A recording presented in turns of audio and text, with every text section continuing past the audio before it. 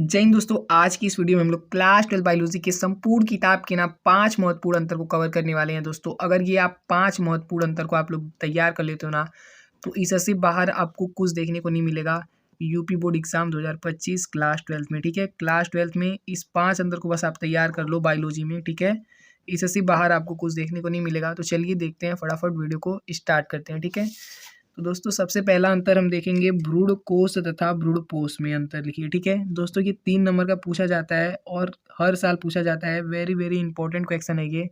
ठीक है, इसीलिए इसको लास्ट तक देखो। ठीक है, और काफ़ी मेहनत लगती है दोस्तों वीडियो बनाने में, तो प्लीज़ वीडियो को लाइक कर देना। लाइक करने से कुछ फ़र्क नहीं पड़ेगा आपको, लेकिन हमको फ़र्क पड़ेगा यार, काफ़ी ज़्यादा सपोर्ट मिलता है। ठीक है, तो वीडियो को लाइक कर दिया करो। ठीक है दोस्तों, तो चलो देखते हैं भ्रूण कोश क्या होता है और भ्रूण पोष क्या होता है। इसमें अंतर 3 नंबर का पूछता है दोस्तों। 3 नंबर मिलते हैं आपको इसमें अंतर बताने के। ठीक है, पेपर में ये क्वेश्चन 3 नंबर का पूछा जाता है। तो चलिए देखते हैं भ्रूण कोश को पहले। ठीक है, भ्रूण कोश दोस्तों ये अगुणित होता है। ठीक है, ये अगुणित होता है, यानी कि एन ऐसे लिखा जाता है अगुणित को। ठीक है, ये अगुणित होता है। और भ्रूणपोष जो होता है, भ्रूणपोष यह त्रिगुणित होता है। भ्रूणपोष जो होता है वो त्रिगुणित होता है। ठीक है, यह मादा युग्मक को आश्रय देता है। जो भ्रूणकोश होता है वो मादा युग्मक को आश्रय देता है। भ्रूणकोश क्या करता है? मादा युग्मक को आश्रय देता है। और जो भ्रूणपोष होता है यह भ्रूण के विकास के समय पोषण प्रदान करता है। जब कोई भ्रूण होता है वो विकसित होता है ना, तो भ्रूणपोष जो होता है उसको पोषण प्रदान करता है। पोष मतलब दोस्तों पोषण ही होता है। ठीक है, तो भ्रूणपोष जो होता है ना, ये भ्रूण में विकास के समय पोषण प्रदान करता है। और जो भ्रूणकोश होता है यह मादा युग्मक को आश्रय देता है। ठीक है, तीसरा है यह क्रियाशील गुण बीजाणु से बनता है। यह क्रियाशील गुरु बीजाणु से बनता है। जो भ्रूणकोश होता है वो क्रियाशील गुरु बीजाणु से बनता है। ठीक है दोस्तों, वीडियो लास्ट तक देखो, इसके नीचे काफ़ी अच्छे अच्छे क्वेश्चन है। ठीक है, बहुत इंपॉर्टेंट होगा आपके लिए, और इसमें से 1-2 अंतर तो पेपर में आपके पूछेगा, 100% गारंटी है हमारी। ठीक है, वीडियो में लास्ट तक बने रहिए, आपका 3 से 6 नंबर तो पक्का होने वाला है इस छोटी सी वीडियो से, 100% श्योर। ठीक है, 100% गारंटी है हमारी कि 3 से 6 नंबर ना इस वीडियो से आपका पक्का होगा। वीडियो एक बार लास्ट तक देख लो। ठीक है दोस्तों, यह त्रिसंलयन से बनने वाले भ्रूणपोष केंद्रक से बनता है। जो भ्रूणपोष होता है वो भ्रूणपोष केंद्रक से बनता है। ठीक है दोस्तों, तो ये हो गया भ्रूणकोश और ये हो गया भ्रूणपोष। ये अगुणित होता है, ये त्रिगुणित होता है। यह क्रियाशील गुरु बीजाणु से बनता है, यह त्रिसंलयन भ्रूणकोश के केंद्रक से बनता है। ठीक है, तो ये हो गया अंतर इसमें। ठीक है, 3 अंतर लिख दोगे, 3 नंबर आपको मिल जाएगा। नेक्स्ट देखते हैं हम। ठीक है, नेक्स्ट है प्रभावी तथा अप्रभावी कारक में अंतर लिखिए। दोस्तों प्रभावी और अप्रभावी क्या होता है? जैसे कि ये पौधों में पाया जाता है। ठीक है, तो पहले हम देख लेते हैं प्रभावी कारक क्या होता है, अप्रभावी कारक क्या होता है। मान लीजिए, समझ लीजिए 2 मटर का पौधा है। ठीक है, मटर का पौधा है। ठीक है, एक लंबा है एक बौना है। ठीक है, एक लंबा पौधा है एक बौना पौधा है।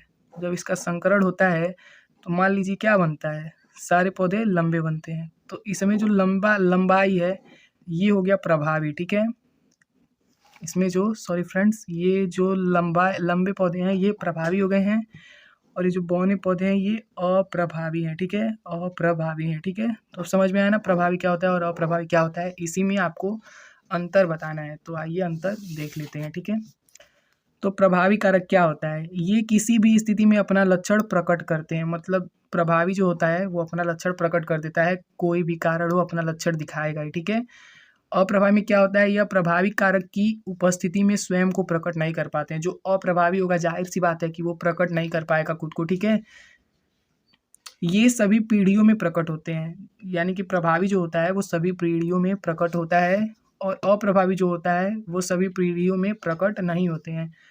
ये एक पूर्ण एंजाइम के लिए कोडित होता है। ये जो प्रभावी कारक होता है ये पूर्ण एंजाइम के लिए कोडित होता है, और जो अप्रभावी कारक होता है ये एक अपूर्ण एंजाइम के लिए कोडित होता है। ठीक है, नेक्स्ट हम देखते हैं। नेक्स्ट हम देखने वाले हैं स्वपरागण और परपरागण में अंतर। ठीक है, स्वपरागण और परपरागण में अंतर लिखिए। तो दोस्तों स्वपरागण और परपरागण क्या होता है आपको अच्छे से पहले समझा देते हैं। ठीक है, स्वपरागण दोस्तों क्या होता है, मान लीजिए कोई पौधा है। ठीक है, मान लीजिए ये पौधा है। ठीक है, तो स्वपरागण में ना इसके परागकण इसी में परागित होंगे। ठीक है, और परपरागण में 2 अलग अलग पौधे रहेंगे। ठीक है, इसमें का परागकण इसमें जाएगा तो ये परागित होगा। ठीक है, ये पर परागण हो गया, ठीक है। पर परागण मतलब पर मतलब दूसरा, ठीक है, दूसरा। 2 पौधों में पर परागण होता है और स्वपरागण एक ही पौधे में होता है, ठीक है। तो आइए देखते हैं इसमें।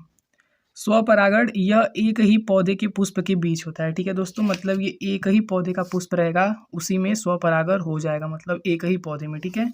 और जो पर परागण होता है ये एक ही जात के 2 पौधों के पुष्पों के बीच होता है। मान लीजिए ये दोनों जो पुष्प हैं, ये दोनों पुष्प गेंदे के हैं, ठीक है। तो इन दोनों के बीच पर परागण होगा, एक ही जाति के दोनों गेंदे के पौधे हैं, ठीक है।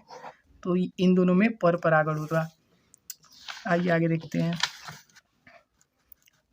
इसके लिए पुष्प का द्विलिंगी होना आवश्यक है, मतलब एक जो पुष्प है उसका जो द्विलिंगी होना आवश्यक होता है, तभी ना उसमें पराग कट जाएगा वर्तिकाग्र में, ठीक है। तो द्विलिंगी पुष्प में स्वपरागण होता है। और पर परागण जो होता है इसके लिए पुष्प का द्विलिंगी होना आवश्यक नहीं होता है, क्योंकि ये 2 पौधों के बीच होता है, ठीक है। इसके परागकण इसके वर्तिकाग्र में जाते हैं, ठीक है। नेक्स्ट है, इसके लिए माध्यम की आवश्यकता नहीं होती है, ठीक है।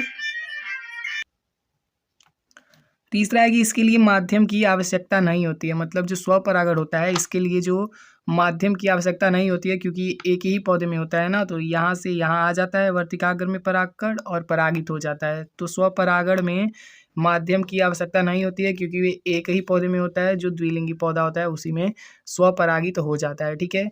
लेकिन जो पर परागण होता है इसके लिए माध्यम की आवश्यकता होती है। मान लीजिए 2 पौधे हैं, तो इसमें माध्यम की आवश्यकता होती है। माध्यम मतलब मान लीजिए कि इसके जो परागकण हैं या इस पौधे में पहुंचने के लिए वायु की सहायता से या फिर किसी पक्षी की सहायता से, ठीक है, या फिर जल से, ठीक है, इसके परागकण इसमें आएंगे तो पर परागित होगा, ठीक है। तो यही माध्यम होता है।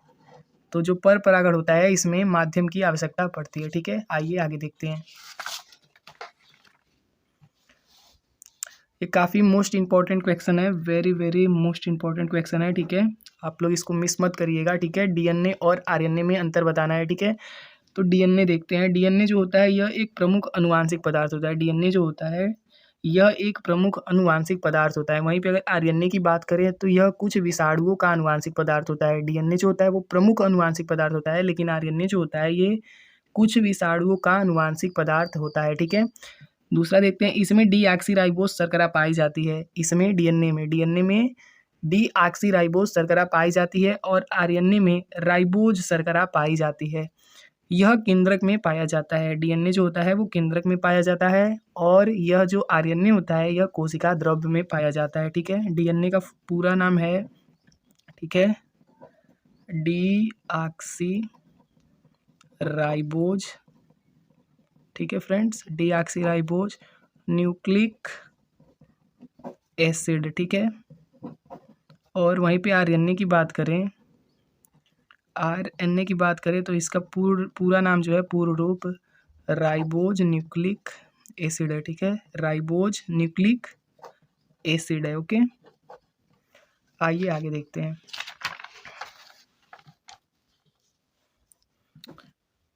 नेक्स्ट है सहज प्रतिरक्षा और उपार्जित प्रतिरक्षा में अंतर बताना है हमें। तो सहज प्रतिरक्षा क्या होता है दोस्तों?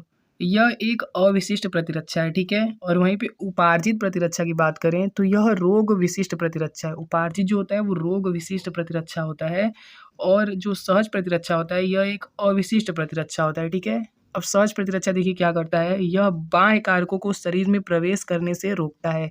जैसे कि बाहर से आने वाले जो कारक होते हैं जो शरीर को नुकसान पहुंचाते हैं उसको प्रवेश करने से सहज प्रतिरक्षा जो होता है वो रोकता है, कि ताकि ऐसे कोई कारक अंदर ना जाए जिससे शरीर को नुकसान पहुंचे। तो सहज प्रतिरक्षा उससे को रोकता है, उससे शरीर की रक्षा करता है, ठीक है।